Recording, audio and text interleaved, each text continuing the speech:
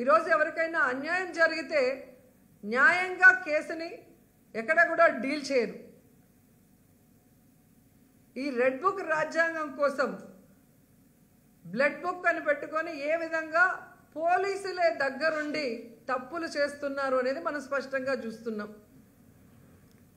ఏ విధంగా నేరస్తుల్ని కాపాడటానికి పోలీసులు ప్రయత్నం చేస్తున్నారు, కేసుని డైవర్ట్ చేయడానికి ఏ విధంగా నీరు గార్చడానికి ప్రయత్నం చేస్తున్నారో ప్రతి చోట కూడా మనకు కనిపిస్తుంది.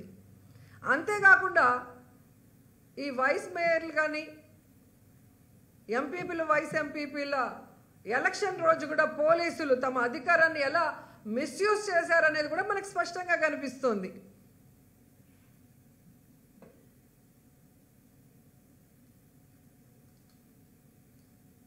నిజంగా పోలీసు వ్యవస్థ తెలుసుకోవాల్సింది ఒక్కటే, చంద్రబాబు నాయుడు శాశ్వతంగా అధికారంలో ఉండడు.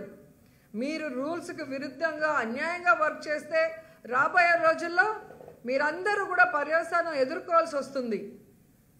న్యాయ వ్యవస్థ మీద, పోలీసు వ్యవస్థ మీద ప్రజలకున్న గౌరవాన్ని పెంపొందించాలే కానీ ఈ విధంగా అన్యాయం చేసిన వాళ్ళకి అండగా నిలబడి పోలీసులు పని చేయకూడదని కూడా ఈ సందర్భంగా తెలియజేసుకుంటున్నాను. ఎందుకంటే ఈరోజు మీరిచ్చిన ప్రకారమే ఒక రోజుకి 70 మంది మహిళల మీద, పిల్లల మీద అఘాయిత్యాలు జరుగుతున్నాయి, అత్యాచారాలు జరుగుతున్నాయంటే ఎంత దురదృష్టకరమో ఒకసారి చూడండి. సో ఇప్పటికైనా ప్రభుత్వం మేల్కొనాలి. ఆడవాళ్ళ రక్షణ, ఆడవాళ్ళ భద్రత మీద క్యాబినెట్లో డిస్కస్ చేసి ఈ దిశ యాప్ అలాగే దిశ చట్టాన్ని ఈరోజు మీరు కేంద్రంలో బీజేపీతో ఉన్నారు కాబట్టి దాన్ని ఎలాగైనా ఓకే చేయించుకొని తీసుకొచ్చి ఈ రాష్ట్ర మహిళల్ని కాపాడాలని కూడా డిమాండ్ చేస్తున్నాం. ఎంతసేపు వైఎస్ఆర్సీపీ లీడర్స్ మీద అక్రమ కేసులు పెట్టడం, వాళ్ళని చంపించడం,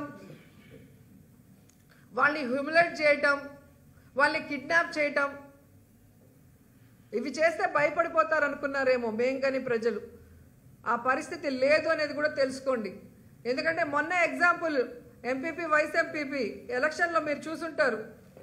త్రిపురాంతకంలో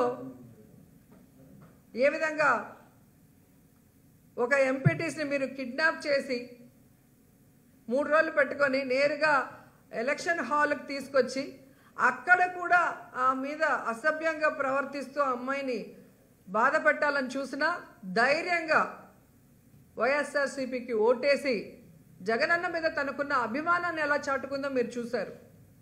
అలాగే మీరు చూస్తే ఎలమంచలి వైస్ ఎంపీపీ ఎన్నికల్లో ఒక ఎంపీటీసీ వైఎస్ఆర్సీపీకి సంబంధించిన కంబాల సత్యశ్రీ ఎంత ఒత్తిడి చేసినా, ఎంత బ్లాక్మెయిల్ చేసినా, ఆ అమ్మాయి ఎంత పేదరాలైనా ఈరోజు తనకి గుర్తింపు వచ్చింది అంటే జగన్మోహన్ రెడ్డి వల్ల. సో ఆయనకి నేను అన్యాయం చేయలేను, చస్తే చస్తాను కానీ పార్టీ మారను అని ధైర్యంగా నిలబడి వైఎస్ఆర్సీపీకి ఓటేసింది అంటే మీరు ఆలోచించుకోవాలి. అలాగే పుల్లల చెరువు వైస్ ఎంపీపీ ఎన్నికల్లో మహిళా ఎంపీటీసీ నాగేంద్రమ్మని చూసాం. ఆమె హస్బెండ్ సబ్స్టేషన్లో వాచ్మెన్గా పనిచేస్తుంటే ఆ ఉద్యోగం పీకేస్తాం మా కోట వేయకపోతే మీరు బెదిరించినా పస్తులైనా ఉంటాము, కూలైనా చేసుకుంటాం కానీ జగనన్నకు అన్యాయం చేయము అని చెప్పి వాళ్ళు ఎదిరించిన తీరు మీరు చూస్తే ఇప్పటికే అర్థమై ఉంటుంది. జగనన్న నిజమైన సైనికులు,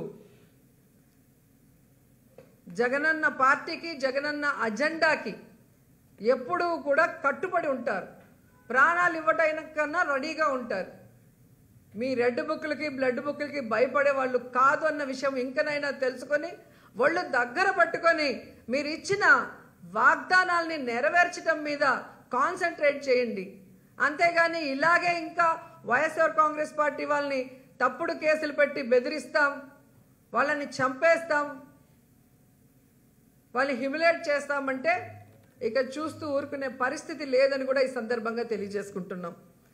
ఎందుకంటే మొన్న ఈవీఎంల మేనేజ్మెంట్తో మీరు ఎలాగో సీఎం అయ్యారు కానీ మిమ్మల్ని ప్రజలు ప్రేమించి అభిమానించి కనుక ఓట్లేసుంటే ఈరోజు ఈ పరిస్థితి వచ్చి ఉండేది కాదు.